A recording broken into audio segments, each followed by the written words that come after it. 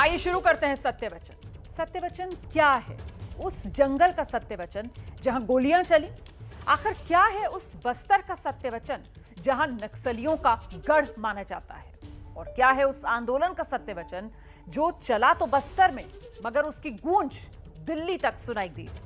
दरअसल दिल्ली और रायपुर की चकाचौंध के बीच बस्तर संभाग के जंगल में आदिवासियों ने आंदोलन शुरू किया।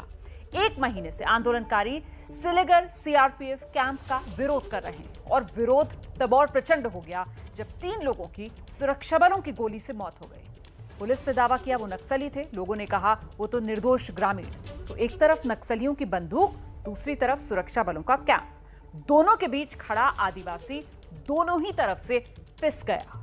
सरकार कांग्रेस की है, इलाके के सारे विधायक कांग्रेस के हैं, मगर बीजेपी सरकार के दौरान आदिवासियों के हक की बात करने वाली कांग्रेस पार्टी, नेता राहुल गांधी से लेकर मुख्यमंत्री भूपेश बघेल तक हर कोई इस बार खामोश रहा। तो क्या है आज की इस खबर का पूरा सत्यवचन? आइए दिखाएं आपको।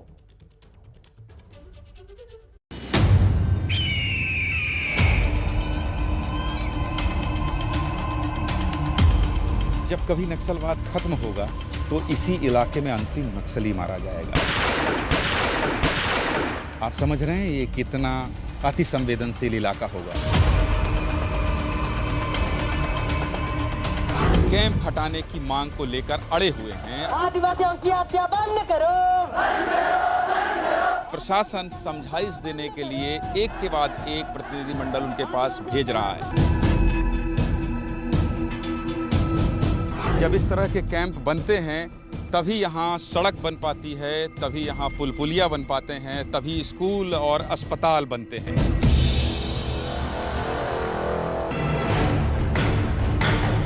एक जंगल है,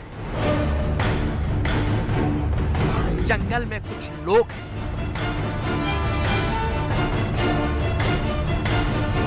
लोगों की कुछ आवाजें हैं,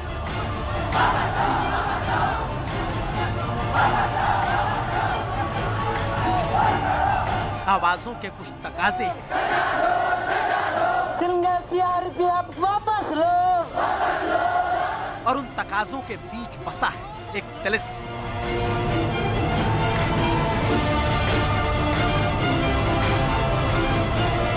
तिलिस्म ऐसा जहां जंगल के दरख्तों के साए में गुजरती है डर, खौफ, मौत, मातम की एक लकीर, जिस लकीर को मिटाने के लिए कई बार दूसरी और खूनी लकीरें खिंच जाती हैं, जो आंदोलन के शक्ल में सामने आती हैं। आदिवासियों की हत्या बंद करो। आदिवासियों की हत्या बंद करो। आदिवासियों का नरसंहार बंद करो। हजारों की संख्या में गूंजती ये आवाजें इंसाफ मांग रही हैं उन 3 जानों के लिए जिसके लिए जिम्मेदार है सुरक्षा बलों की गोलियां।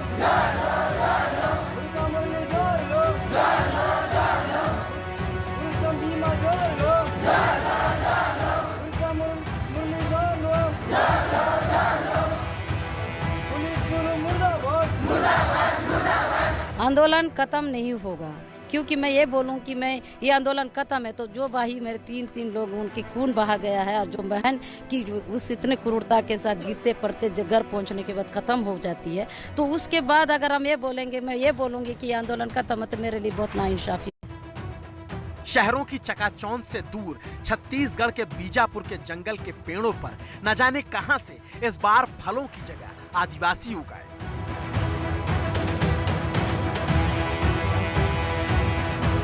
और सड़क पर गिरी लकड़ियों पर टांग दी विरोध की इबारतें। और हजारों की संख्या में लोगों ने मान लिया जंगल को घर, आसमान को छत और तान दी विरोध की छतरी। उस छतरी तले पकने लगा भोजन ताकि इंसाफ की लड़ाई में इंकलाब की आवाज को बुलंद किया जा सके।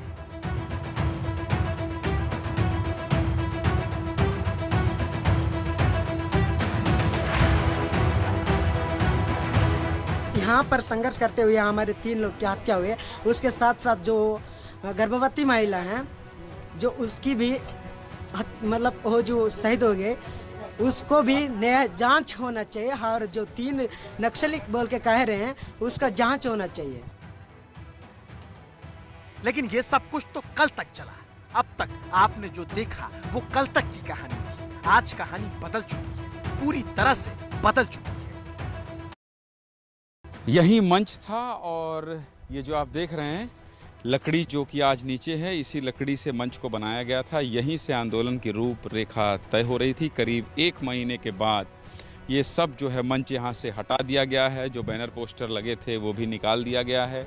इसके अलावा जिन लकड़ियों के सहारे, ये पत्तियों के सहारे बैठने और रात रुकने का ठिकाना बनाया गया था, उसे भी सब अब देखिए सब उसे निकाल दिया गया है और जो लकड़ी है उसे गांव वाले अपने घर ले जा रहे हैं। तो कुल मिलाकर एक बहुत बड़ा आंदोलन जो चल रहा था पिछले 1 महीने से, वो इस जगह से ख़त्म हो गया है। चिंता ये थी कि इतनी भीड़ है, कोरोना का संकट है, लंबे समय थे अपने अधिकारों की और कह रहे थे कैंप हटाइए। तो कुल मिलाकर एक अच्छी बात ये है कि जो भीड़ थी लोगों की वो छट गई है। अब यहाँ आपको एक भी आदमी नहीं दिखेगा, लेकिन आंदोलन खत्म नहीं हुआ है, जारी है और अपनी मांगों को लेकर आदिवासी अभी भी अड़े हुए हैं।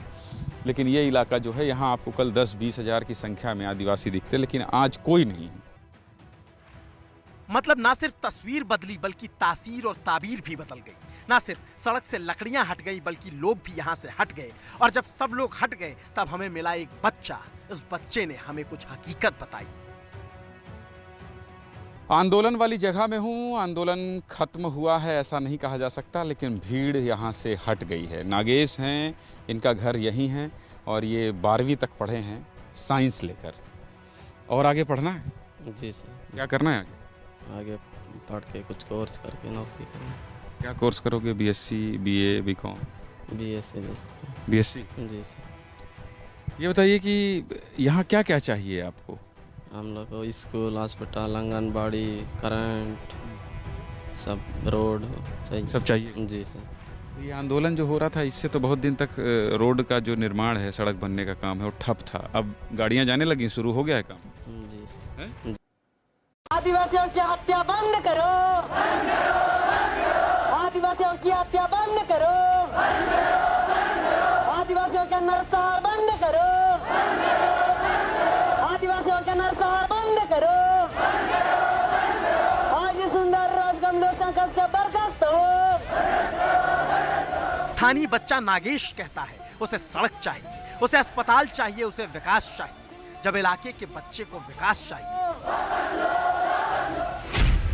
तो सवाल है कि आखिर 1 महीने से छत्तीसगढ़ के बीजापुर में आंदोलन क्यों चला? आखिर 1 महीने तक आदिवासी सड़क किनारे क्यों जमे रहे? क्या उन्हें नक्सलियों का डर था या उन्हें किसी ने डराया था? इन सभी सवालों का जवाब है यह अति महत्वपूर्ण सड़क, ये CRPF का कैंप। कैंप जहां था वहीं रहेगा और वहीं अभी भी है। और ये अच्छी बात है कि जब इस तरह के कैंप बनते हैं तभी यहाँ सड़क बन पाती है, तभी यहाँ पुल पुलिया बन पाते हैं, तभी स्कूल और अस्पताल बनते हैं। जब यहाँ सुरक्षा बलों के जवान, जहाँ की बहुत मुश्किल होता है रहना, वहाँ रहते हैं। और इन्हीं के कैंप के इर्द गिर्द आप देखेंगे कि वो मजदूर भी रहते हैं, उनका मशीन भी रहता है और सब कुछ रोड रोलर से लेकर सड़क बनाने के लिए जो भी सामान इस्तेमाल में आता है वो सब सुरक्षा बलों की देख रेख में रहता है। और यही सुरक्षित रहते हैं, उन्हें सुरक्षित रखते हैं, तब जाकर सड़क बन पाता है, तब जाकर बस्तर के इन अंदरूनी इलाकों में विकास हो पाता है। आदिवासी जो इकट्ठा बैठे थे वो चले गए हैं और देखिए सुरक्षा बल जो हैं वो अपना काम कर रहे हैं। 24 घंटे जवानों को चौकन्ना रहना पड़ता है ताकि नक्सलियों के हमले से खुद भी बचा जा सके और सड़क को भी बचाया जा सके। ये कोई मामूली सड़क नहीं है बल्कि नक्सलियों के अंतिम गढ़ तक बढ़ती सड़क है।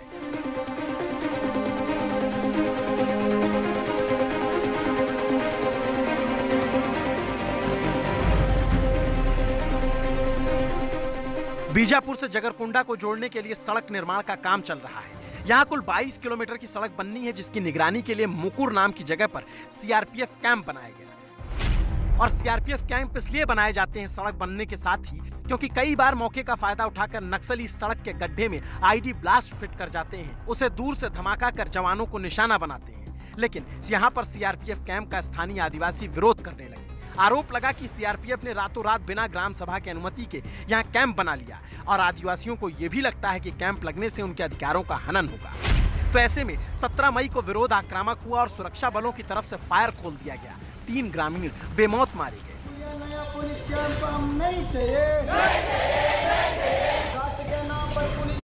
और उसी के बाद आंदोलन तेज हो गया। आदिवासी वहीं जम गए। मानवाधिकार की आवाजें बेला भाटिया जैसे सामाजिक कार्यकर्ताओं की तरफ से उठने लगी। उन्हें रोकने की कोशिश हुई और कांग्रेस सत्ता ने खामोशी की चादर ओढ़ ली। यहाँ तक कि कांग्रेस आलाकमान राहुल गांधी ने भी कुछ नहीं बोला। जबकि 2017 में जब छत्तीसगढ़ में बीजेपी की सरकार थी, तब 24 जनवरी को राहुल गांधी ने ट्वीट कर लिखा था, हिंसा कभी सच को चुप नहीं करा सकती। मैं बेला भाटिया और उन सभी के साथ हूँ जो छत्तीसगढ़ के आदिवासियों के लिए लड़ रहे हैं। लेकिन इस बार बेला भाटिया को रोके जाने पर राहुल गांधी ने कुछ नहीं कहा। 3 आदिवासियों की मौत पर भी राहुल गांधी कुछ नहीं बोले, बल्कि सरकार खामोशी से आंदोलन खत्म कराने में लगी रही। हाल ही में सुरक्षा बलों के ऊपर माओवादियों के हमले की घटना उसी इलाके में हुई। उस इलाके में स्वाभाविक रूप से एरिया डोमिनेशन के लिए कैंप्स स्थापित किए जा रहे हैं। एरिया डोमिनेशन से किसको तकलीफ होगी? माओवादियों को। माओवादियों को जो तकलीफ हो रही है वो कहीं ना कहीं ग्रामीणों को इस तरीके से विरोध करने के लिए विवश करते हैं। कांग्रेस सरकार ने आंदोलन को नक्सलियों के डर की उपज बताया और सीआरपीएफ कैंप को नक्सलियों का संहारक। और आखिरकार 8 विधायकों और 1 सांसद की टीम बनाकर आंदोलनकारियों से बात की गई और बात मनवाने में सरकार सफल रही। आखिरकार आंदोलन शांत कराने में कामयाब रही और सड़क भी बनने लगी। संवाददाता ज्ञानेंद्र तिवारी तो यही सत्य वचन बता रहे हैं। करीब 1 महीने से जो आंदोलन चल रहा था आदिवासियों का, वो सड़क पर बैठकर चल रहा था।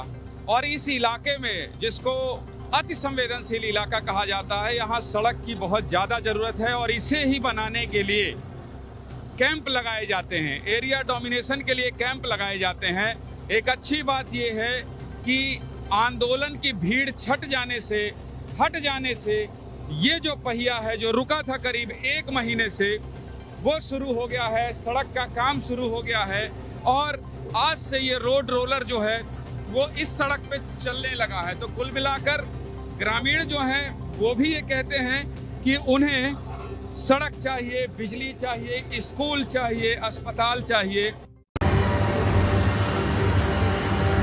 और सत्य वचन ये भी है कि विकास का ये रोलर सिर्फ सड़क पर नहीं चल रहा, बल्कि नक्सलियों की छाती पर चल रहा है। क्योंकि याद है आपको अप्रैल महीने में कैसे नक्सलियों ने सीआरपीएफ के 20 जवानों की हत्या की थी। ये वही इलाका है और उसी इलाके में ये सड़क इसलिए बन रही है ताकि नक्सलियों के सरगना हिडमा के गर्दन तक सुरक्षा बलों के हाथ पहुंचे। इसलिए आदिवासियों के मर्म के साथ इस सड़क का सत्य वचन भी समझना जरूरी है। बस्तर संभाग के 2 जिले बीजापुर और सुकमा के बीच ये सड़क निकल रही है। ये सड़क बीजापुर को जगरकुंडा के उस इलाके से जोड़ेगी जहां नक्सलियों का सबसे बड़ा गढ़ है, जहां नक्सलियों की सबसे बड़ी मूवमेंट है। उन्हें काबू में करने के लिए मुकुर नाम की जगह पर सीआरपीएफ ने कैंप बनाया ताकि निगरानी रखी जा सके। इसके आगे सिलगेर है, जहां के पास सीआरपीएफ कैंप का विरोध हुआ और सिलगेर में ही नक्सलियों का अघोषित राइस मिल है, जिससे वो यहाँ के चावल कारोबार पर कब्जा किए हुए और फंड जुटाते हैं। लेकिन ध्यान देने वाली बात यहाँ ये है कि यहाँ से 12 किलोमीटर दूर दुलेर गाँव है, जो आदिवासियों की बटालियन नंबर 1 का मुख्यालय है, नक्सलियों का सबसे बड़ा गढ़। और उसके 4 किलोमीटर आगे पोअर्ती गांव, जो नक्सलियों के सरगना हिडमा का गांव है। और हिडमा तक पहुंचने के लिए ये सड़क बहुत जरूरी है। इसलिए आरोप लगता है कि नक्सलियों ने डराकर आदिवासियों को आगे खड़ा कर दिया था आंदोलन के लिए। लेकिन अब 1 महीने बाद जब आंदोलन खत्म हुआ तो सड़क बनने लगी और नक्सली पूरी तरह बौखला गए।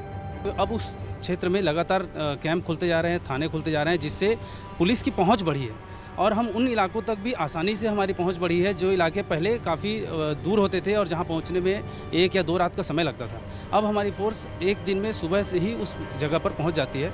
तो इस दृष्टिकोण से नक्सलियों में बौखलाहट है इस बात का कि अगर ये रोड बन जाएगा और कैंप्स इस्टेब्लिश हो जाएंगे तो उनका जो मुख्य गढ़ है, जहाँ उनकी प्रभुत्व है और जो उनका हिडमा का या फिर जो भी उनके बटालियन है, उनका मेन कोर एरिया है, उस एरिया में पुलिस का प्रभुत्व बढ़ेगा और उनकी आवाजाही, उनका वहाँ स्वच्छंद विचरण जो होता है उस पर अंकुश लग। मतलब एक बात तो साफ है कि नक्सलियों के खात्मे के लिए सड़क बनना जरूरी है और सड़क बनेगी तो अंतिम नक्सली अगर कहीं मारा जाएगा तो वह यही इलाका होगा। लेकिन साथ ही जरूरी ये भी है कि जो 3 आदिवासी मारे गए उनको भी इंसाफ मिले, जांच हो और दोषियों को सजा मिले।